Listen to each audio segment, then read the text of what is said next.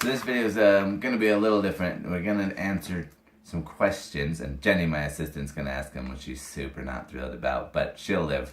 And she's going to ask these questions, and I'm going to answer them. Some of these we've actually already answered in full topic, like a full video blog on the whole subject or some piece of it. But this is some randomness on the internet, and I figure we're going to answer them all in one spot. Go, Jenny. I'm ready to buy a home. What is the first step? First step, we've covered this one. Talk to a lender. If you don't have a lender you trust already, talk to your realtor and they will be able to recommend lenders, but that's always where you start.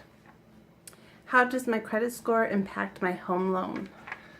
So that one's a little more complicated, but the quick and easy answer is the better your credit score, the better loan you can get and the more you can qualify for somewhat.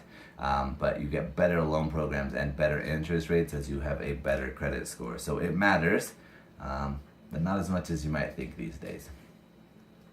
How many homes should I view? No correct answer to that. However many it takes to find the right one. Although if you think you found it and then you're going to go shop some more in a market like the one we're in right now, you will not get to buy that first house. It won't be there. So I've literally shown people one house and they bought it because it was the one and they knew it right from the start. And I've shown people tons of houses before we found the right one. So there is no right answer. It's however many it takes to find the house that's your house. And you'll know. You start moving your stuff in your mind, that's probably the house you ought to be living in. How do I search for a home? How do you search for a home? Well, you contact a realtor. And they can do a search for you that is much more intricate and we just have better criteria. We can create a very, very specific search or a broad one, whatever you need. But the internet's awesome. Again, we've covered the Why Zillow Sucks. It's probably not the one you should use for searching for a home, but there are tons of websites where you can do your own search. I've had clients do all of the searching on their own because they're on the computer all the time and they're addicted to the searching. And I've had clients who don't have internet, they don't have a computer, they don't have a cell phone, and I do everything. And I just call them and say, hey, we need to go look at this house, and then we go look at it. So you start by figuring out your search criteria, and then we move forward with searches and viewing homes. How safe is the neighborhood? We've covered this one in a video blog already. That is an impossible question to answer. You can obviously look up crime rates and all of that sort of data, but it's all subjective. You might think an area stinks and someone else might think it's awesome. It all just depends on what your background is, what you like, and what you're looking for. How much do real estate agents charge? So real estate agents are basically free to the buyer in our market. The real estate commission, or the commission is paid by the seller. If you're a seller and you're hiring an agent that's probably worth hiring, that's a professional, that's full-time, and that pays all their bills by being a real estate agent, 6% plus is still the going rate. There are cut rate people out there that will do this job for much less, and in return you generally as the seller get much less. So it all depends what you're looking for. You can leave money on the table, you can get it done yourself, but generally, selling side, the seller is going to pay the listing agent 3% and the buyer's agent 3% for 6%. What home service companies are available? So there's tons of options on this, and this is sort of a broad topic depending on how you want to look at it. But services, for example, Blue Ribbon, Blue Ribbon is one company, but there are home warranty companies. It's basically an insurance program when you buy a new house, or you can do it on your existing house that you've owned for years, where they will cover repairs and things like that. And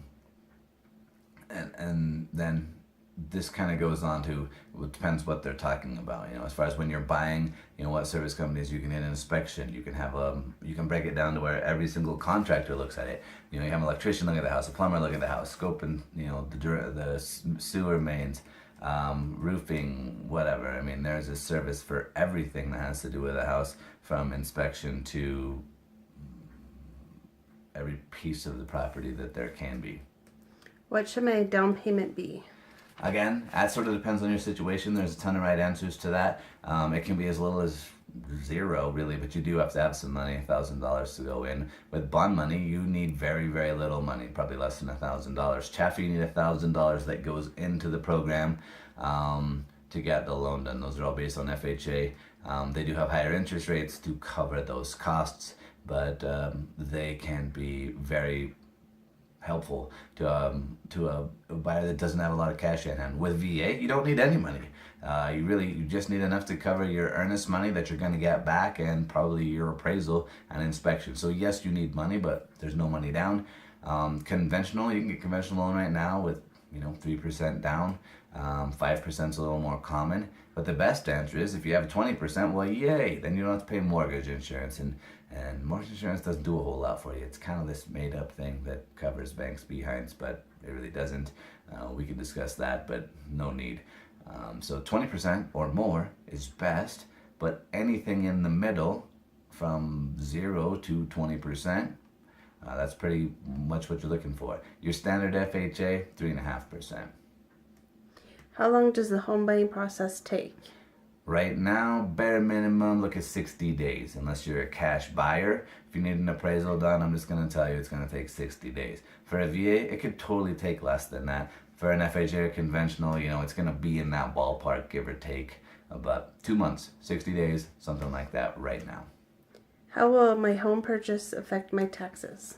It'll affect them for the good. If you have any chance of owing taxes, it will help you because your interest that you pay on your mortgage, you can write that off. So if you're purchasing a home and you have a mortgage, it will help your taxes. It will better your tax position for almost everyone. I'm not a tax guy. I'm not giving you tax advice, but it's almost for sure going to help.